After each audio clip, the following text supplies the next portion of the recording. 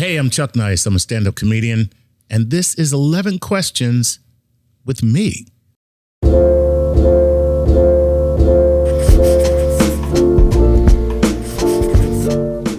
What was the worst heckle you've ever received, and how did you handle it? The worst heckle I ever received was not a heckle. I had just been doing comedy for a short period of time, and I was at the Princeton Hyatt, and there was an outdoor event, and the people hated me so much that I announced that they had killed my dream of becoming a stand-up comedian and that this would be my last show ever. And they all applauded. So it was funny. They were just like, yeah. They cheered that I was never going to do this again. Did you do it again? Yeah, but fuck them. You know what I mean? I was like 20-something. I was like 22. I don't know how old I was, 24. And these were all business people who were having a mixer. It's not one person was under the age of 40 or they were all really mature people. And I just felt like, how broken are you inside that you're okay with killing the dreams of a young person who's trying to do something? And really their whole thing was shut up. We're trying to drink and talk. Yeah. You know, so, those are hell gigs, but they're great. They're great for building your resilience as a comedian. Gigs that are just so awful that you feel like it just can't get worse than this. So it's like doing drugs. You know, this is my rock bottom. I'm good. I'm good now, you know, and then you go back to that no matter what. Yeah. I will always remember that no matter what I'm going through all these years later, nothing will be as bad as that, except for the time where I performed at a place called Candyland in LA, which is a strip club. And the owner wanted to be a stand-up comic, so he would put comedians on in between strippers.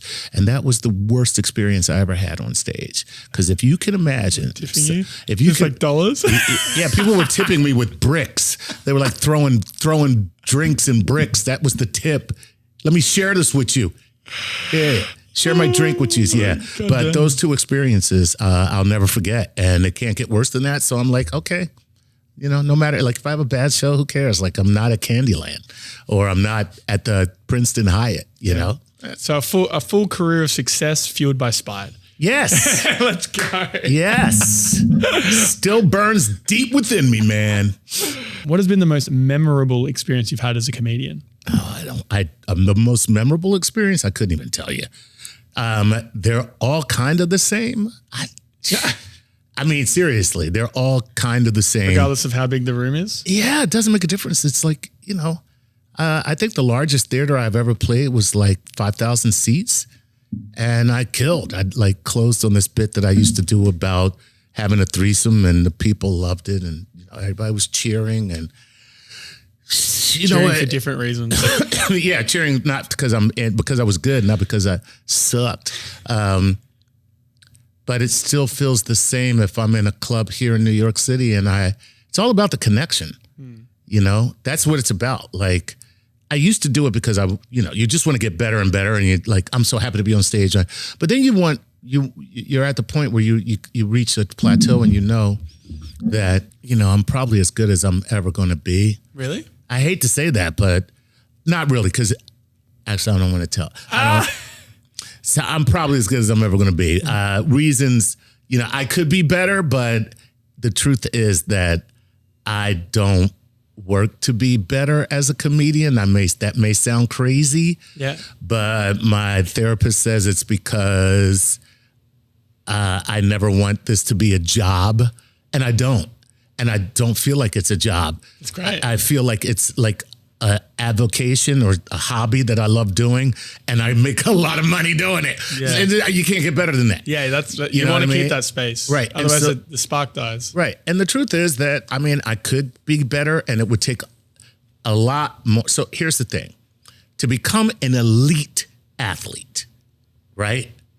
Tom Brady wasn't the most talented quarterback.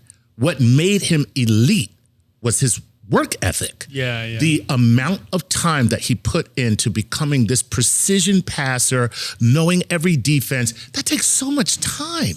Time. Now, let me tell you, let's be honest. You look at Tom Brady. You want to hang out with that motherfucker? No, you do not want to hang out with Tom Brady. He's such a weird dude because all his life is dedicated to this one thing. Yeah. But that's what it takes to be super great. Yeah. Now let me tell you who else is having a great time. The guy who has been third string quarterback for 15 years in the NFL. That dude's been making $1 million+ a year, maybe more. Okay, after his rookie contract, maybe more than a rookie because it's very hard to play quarterback. And so you got to have the skill set to even fill in.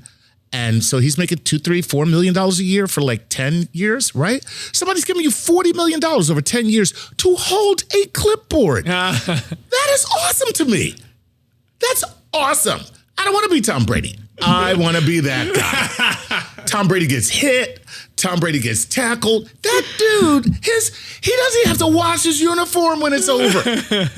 He takes it off and hangs it up in the locker. Yeah. And then he gets in probably the same car Tom Brady gets in, goes to the same type house because once you get past a certain amount of money in America, you can't live a better life. You just can't, anywhere in the world. Yeah. You can't live a better life. Yeah. All you can do is have more of the same. Yeah. See, and I realized that very early. Like, all you can do is have more of the same. Well, I don't need more of the same. Yeah. I just need more of what I don't have. Yeah. And once I have that, I'm kind of satisfied. Yeah. So I never wanted comedy to be like a job. Yeah. So there's not like this one pinnacle of my career where I'm like, that was it. I mean, I've been on television for God knows how long. Maybe the first time I was on TV. Or the late night sales show. What was it called? Oh, no. Screw that. That was paying the bills so I could do comedy. But probably like, my first like real television appearance, which was Showtime at the Apollo, which I had done when I was just first starting comedy. And then I had quit comedy after that for a little while.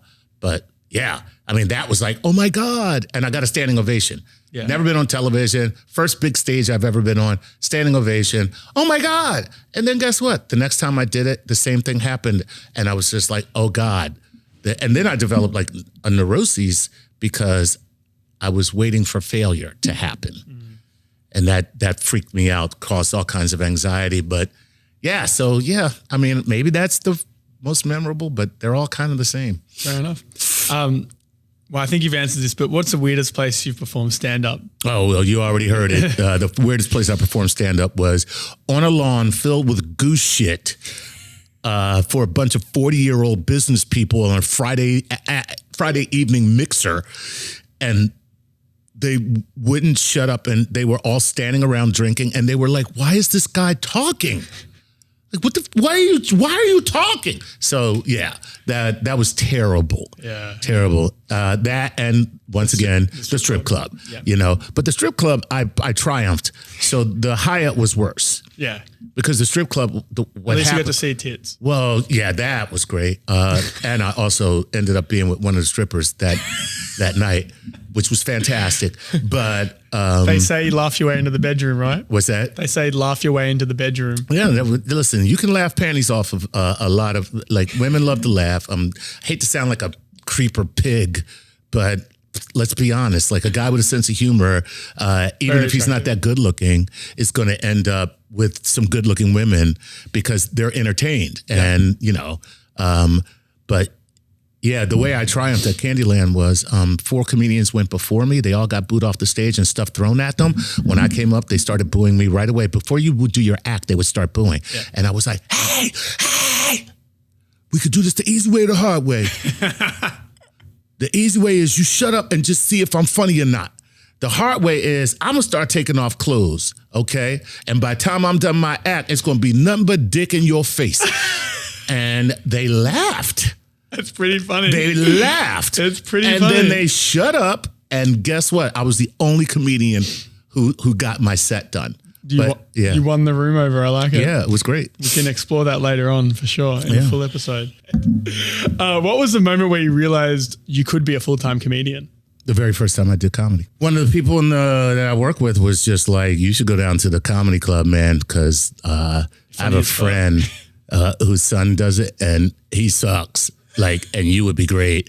And so I went to a place in Philly. I went downtown and The whole company came to see me, and I murdered. First time ever. Really? I practiced for 2 weeks this 5-minute bit. How many jokes did you have in that 5 minute? It was one topic was about being celibate, which I was at the time. Interesting. I was celibate at the time, and I did 5 minutes on being purposefully not getting laid. Yeah, I was going to say celibate because of the women not wanting to. Not incel. This was a choice. Yeah. Interesting. Yeah, I went from man whore to monk. Mm-hmm. Oh, that sounds like the name of a book. That's usually the man whore to monk. Yeah, Chuck Nice. Yeah, I went from man whore to monk, and I went celibate on purpose for several reasons. But and I was celibate for I don't know, a few years.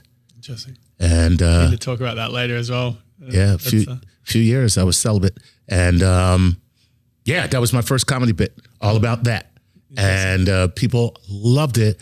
And what I learned from that was, one, authenticity is very important, because I wasn't making jokes. I wasn't making up jokes about celibacy. Mm-hmm. I was putting my life out there in a humorous way. Mm-hmm. And that's kind of what I still do, you know what I mean, with some aggrandizement and some magnification. What's the reason behind your goal of being the dumbest person in the room? So I've always been curious. People say that, you know, as a narcissistic pat on the back. I'm a curious person. I'm like, okay, good for you. You know, we all are, believe it or not. We are all curious. We are just motivated to express curiosity differently. So, like, you ever meet somebody that loves rap music and they just know everything about rap music? It's a curious person. It's a curious mind. But what sparks them and sparks their curiosity is their love of this thing. And because I've always been curious and always reading and learning and discussing, I always love to discuss what I've learned, you know, and I love to be around people who know and want to talk about not other people or pop culture, but like issues and, you know, findings. And I thought for a while I was smart.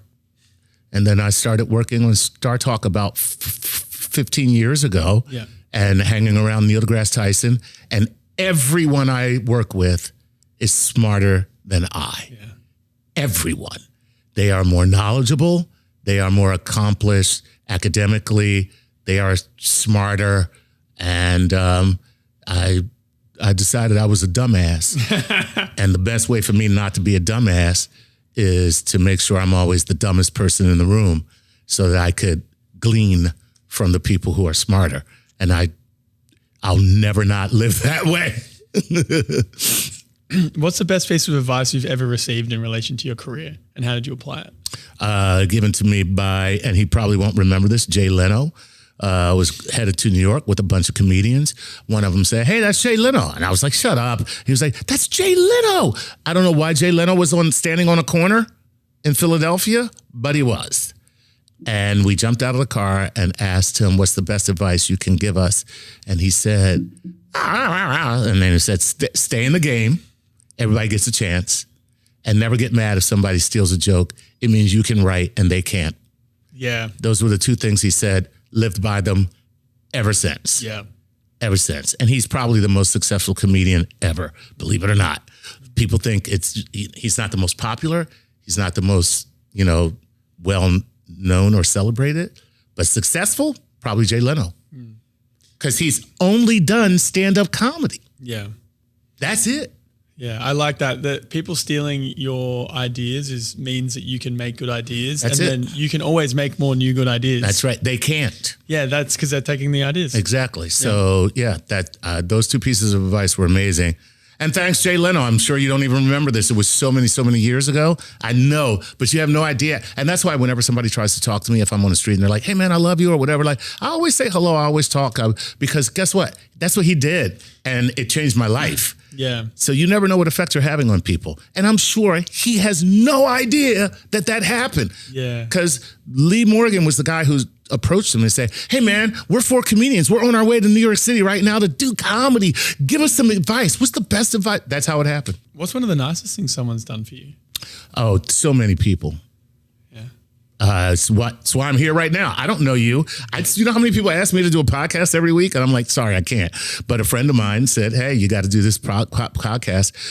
My friend Adam, he's great. And I did it for her. Why? Because it's great to be kind to people. And I'm sure if you're starting a podcast, you probably need somebody to support you as well. And so why not do it? You know what I mean? And I've always felt like no one supported my career, but people have been exceedingly kind to me.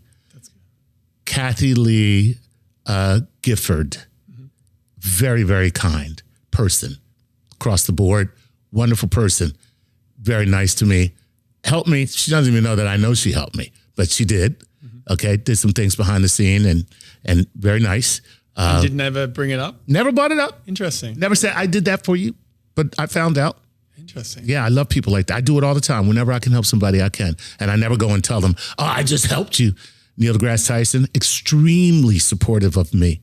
I mean, just kind, yeah, like a kind person, you know, and in my corner, always. Like, I even wrote him an email once, just like, thank you for your assiduous support of every endeavor that I have. Yeah. And he's like, yeah, he just sent back a little thing like this. That's all.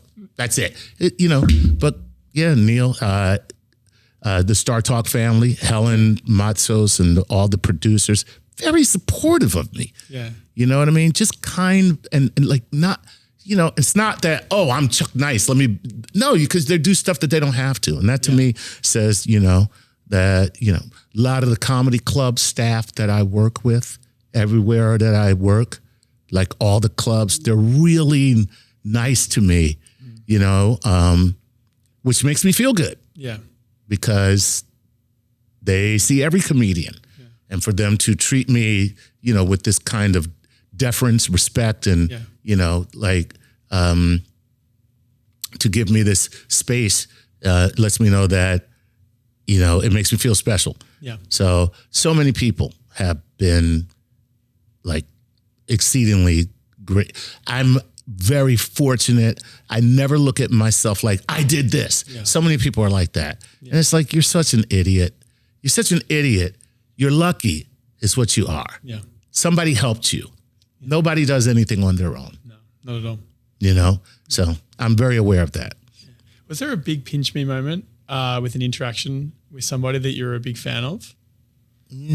Not really. I don't have very many pinch me moments. I'm kind of dull in the senses. I'm a little stupid sometimes. Self-deprecating. But I'll tell you this much. A pinch me like, oh my God, I met Robert Redford and I met Sidney Poitier. And both times I know what it is to be a star. I'm not like, I don't think I'll ever be a star. I mean, simply because my career has dictated that. But beyond that, they have this presence and aura, you know, like an aura, like you feel it, human to human. And that was those two instances. I met a lot of famous people. It's only 2 times I ever felt like, like this, like I can't explain it. It's their, you know, there's no description for what they possess. You know, a lot of people have confidence. A lot of people have presence. A lot of people in this business, their talent is so monumental. You know, they're so far above the game that they carry that when they go anywhere. I'm not talking about that. I'm talking about like this glow, this thing that you can't describe that's coming off of them. Robert Redford, Sidney Poitier. I wonder what it is. I have no idea, and I wish I had it. What's the strangest compliment you've received? I still receive it all the time. Wow, man, you're really smart. Thanks. Like what you're saying is, without knowing it, I thought you were a dummy. That's what dumb but funny. Yeah, dumb but that's what you're saying when you say somebody, wow, you're really smart. Like I'm like, wow, don't be so surprised. And honestly, I get that all the time. People come to me after, like, you know, so I have a comedy special coming out. It's called Chuck Nice, Just Smart Enough, right? And, you know, as I was working on it, you know, you're doing that set. And people afterwards would come up, they'd be like, wow, you're really smart, man. Thanks. That was great. You're a really smart guy. And I'm like, first of all, I don't want to hear that after my show. I want to hear how funny I was. I don't want to hear how smart I was. And secondly, I just, why is everybody so surprised? Why are you so fucking surprised? So anyway, I mean, and it could be that I don't try to portend intelligence, not pretend, but I don't try to portray intelligence necessarily, because it's great to be underestimated. It is great to be underestimated. It's a wonderful thing. And so it's not something that I'm trying to highlight. And so maybe I'm a product of my own doing. Yeah. But it's still weird to have people come up to you and go, wow, man, you are really smart. Yeah. So I get it. When I had my final year in high school, I got above a certain range in the final exams, and you get this little award, you get put in a book. And I had teachers come up to me after the awards, be like, I didn't know you were smart. Yeah. Because I was a clown. Right. I was silly, I was funny. And a lot of times those are the smart people, you know what I mean? So keep it low key, I like it. Yeah, keep it low key. What's the craziest story you've been a part of that makes you go, wait, what?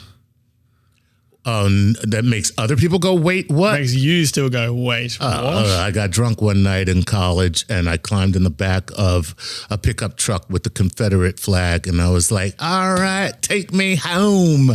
And that was, and these guys, they tried to pull off with me in the truck, and my buddies jumped in and then pulled me out of the truck and dragged me home. Oh, shit. Yeah.